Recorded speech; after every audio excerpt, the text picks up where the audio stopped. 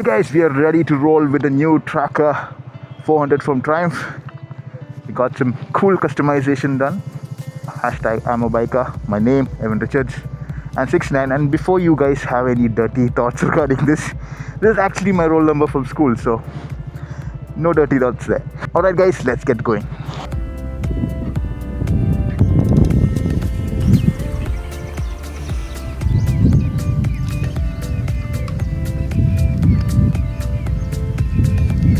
So a quick overview. I will not go through the detailed spec. I'm sure a lot of guys are already doing that. I'll take you through the experience, but so that you understand the experience I'm talking about, I'll just give you a small quick overview. So this is the Triumph Tracker 400. It is meant to look like a flat tracker. It's a bike used for a particular type of racing back in the day.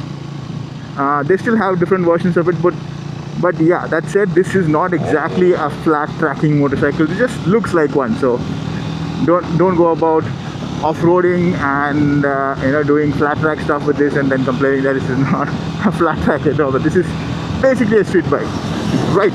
So in terms of specs, 40 PS and 32 Nm. Pretty much sharing the specs and a lot of the underpinnings from the Thruxton 400 in the Triumph lineup. Right. So, do I wish it was still the original 400 engine? Yes, I do, because having ridden the original 400 series engine, I miss the torque. I really do. It allowed for some fun stuff. But is this bad or lacking in torque in any way? No, this is still a whole lot of fun.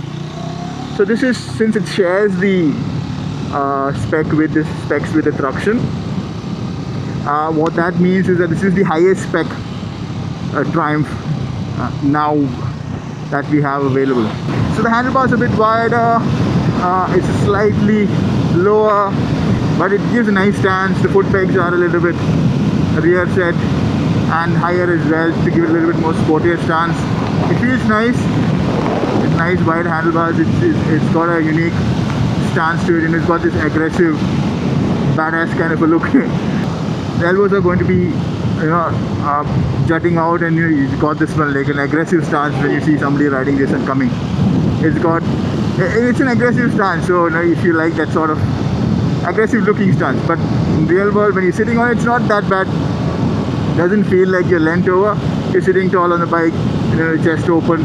It's a nice stance.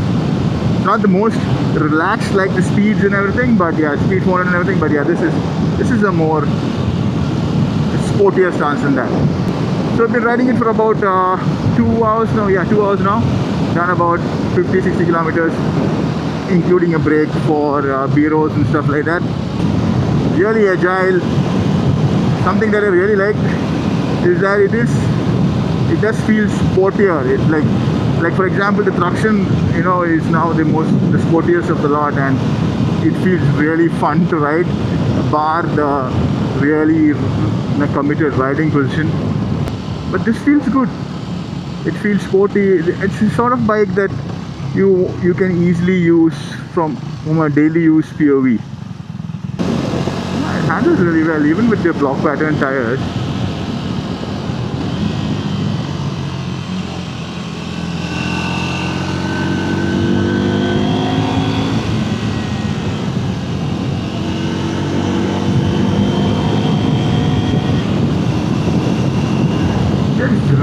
It's really agile and feels much more involving than the Speed 400 and the Scrambler 400, the both 350cc versions, of course, that I have done recently.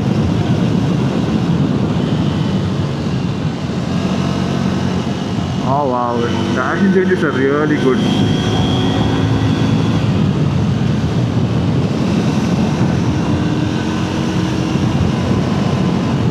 Yeah, the wide handlebars really help.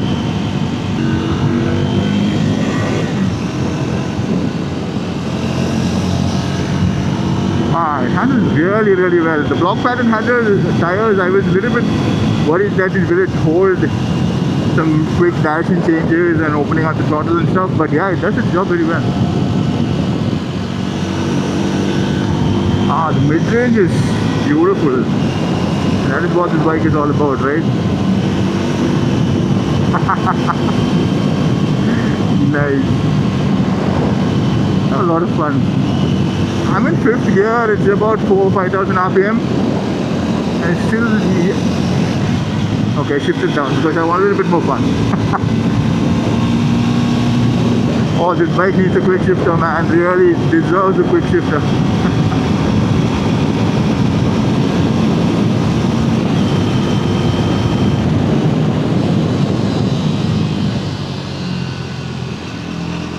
Ooh, nice.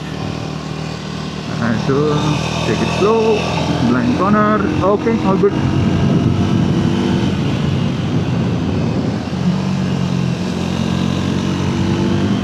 Really nimble. I think, I mean, in the media brief which they gave us, they said that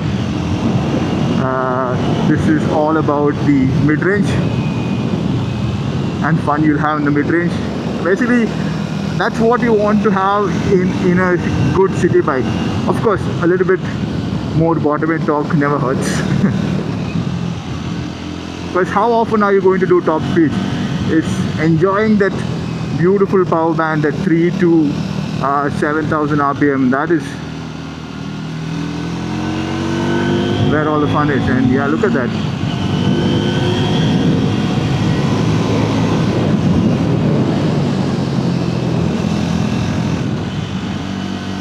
And it sounds lovely as well. Look at that.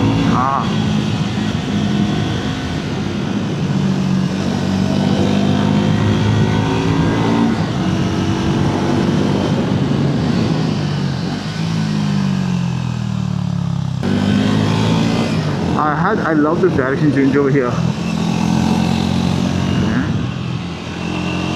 Woo.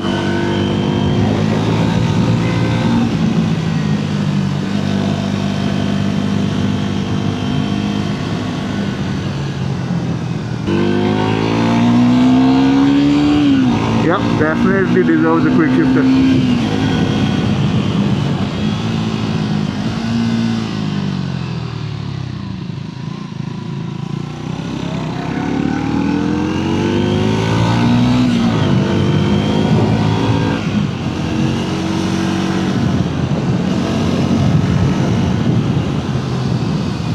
Every bit as much as fun as the other Triumph bikes, that 400 range, but everything a little bit more fun. The braking is good, no change in the braking actually, same as the Thruxton, but this stance sort of gives you a bit more confidence.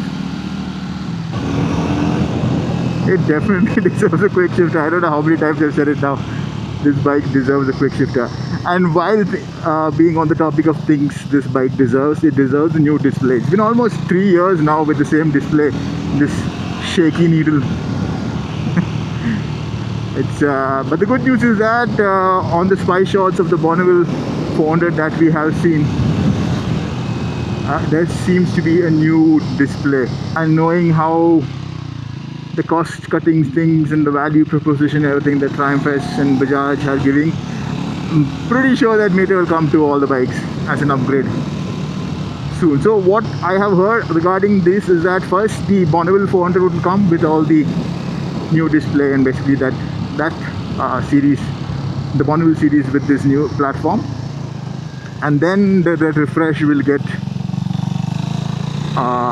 will come down onto all the bikes, the Speed 400, the Thruxton, the Tracker, and the Scrambler. Whee! Whee! Yeah, blipping and downshifting is beautiful. It sounds really great as well. And add to that, the beautiful mid-range. Yep. I don't think new buyers should be worried that you're getting shortchanged with a smaller engine. It's not something you will notice unless you're looking for it, and if you ride it back to back. So riders who have been riding it back to back, including me, the only real place where you're missing things is the torque, that initial and the mid-range torque. It used to be 3-4 nm higher, and that probably is one place you miss things. But if you ride it alone, this as a standalone bike,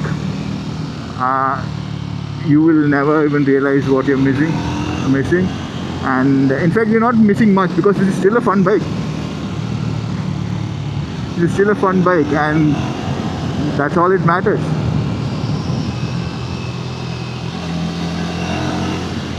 One thing I want to add, guys, I think since it's a street bike, I should talk about that as well, is that how the bike behaves at lower RPMs in higher gear. Like, for example, you are in 6th and now I'm just about doing 50.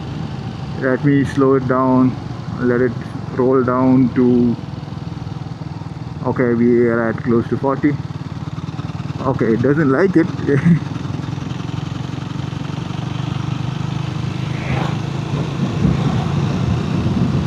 It needs you to go down a gear or two.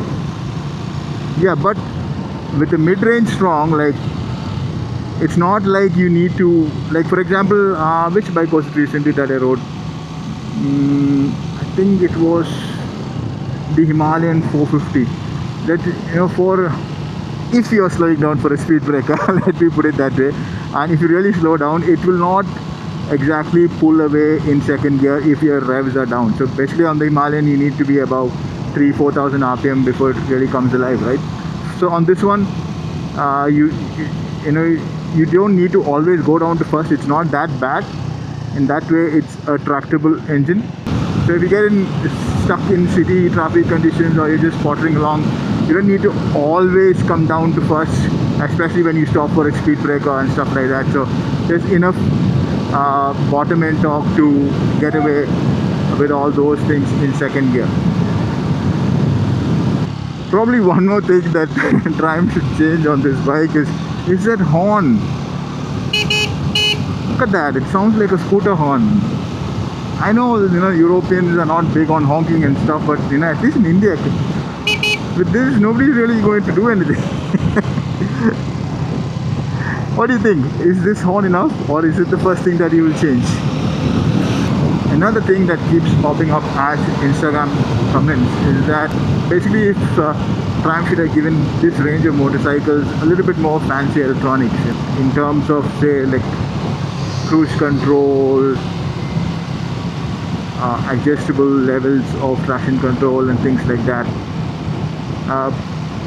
I feel, like I said before, the quick shifter, it definitely must.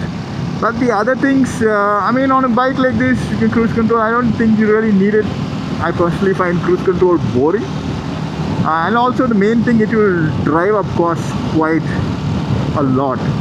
Because the moment you have something like cruise control and cornering ABS and things like that, you need to have an extra electronics fit onto the bike, and IMU basically.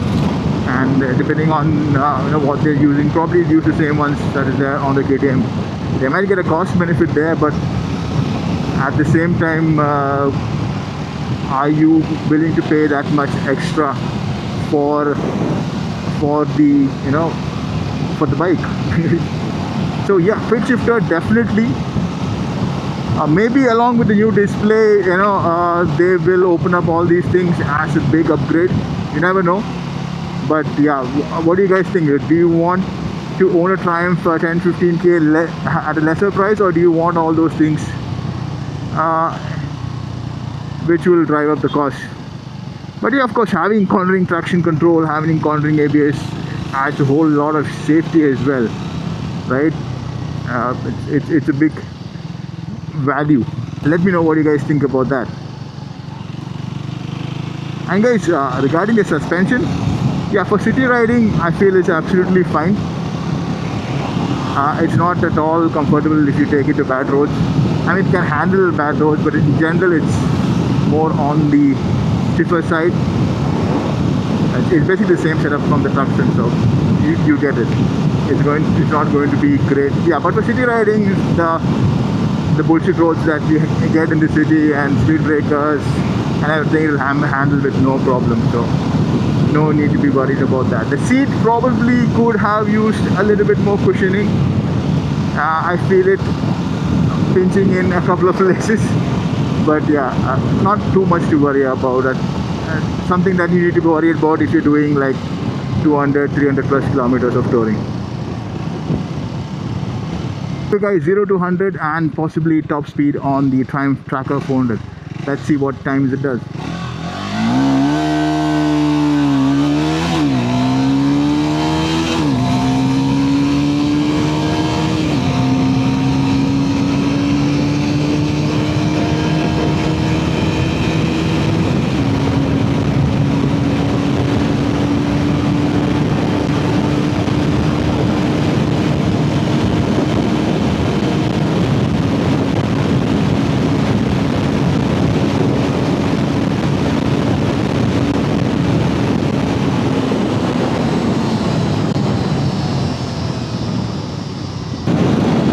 Only when the revs cross like 7,000 RPM does it come on to the pegs and the handlebar. The vibrations a little bit when you're really stressing it out, like post 7,000 RPM. Right now nothing, 6,000, nothing. Yeah, the moment it crosses 7,000, by the time you reach 8,000, yeah, you can feel it on the foot pegs and the handlebars. But that's it. Once you're on the highway, you can see that 100, 120 quite beautifully.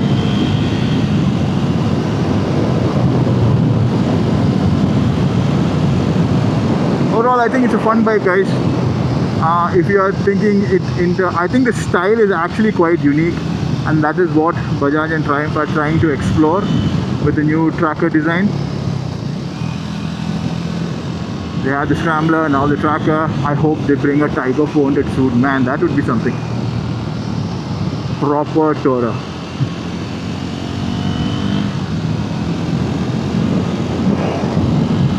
So if you are in the market for a Tracker 400 from Triumph, good bike, looks lovely.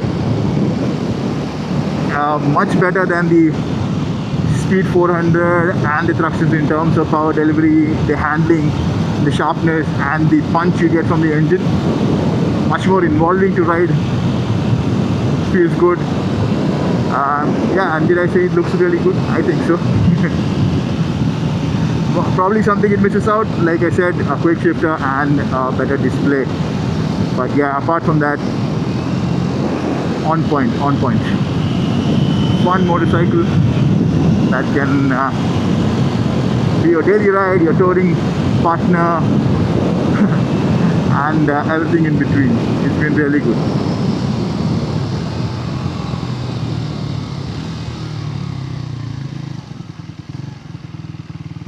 Just wanted you guys to hear that downshifting. It's fun, isn't it? Alright guys, I'll just set up and get some 360 shots. For that, a little bit of accelerate.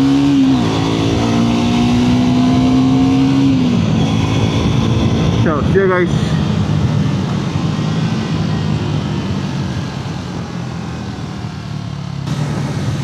Hello. Hello.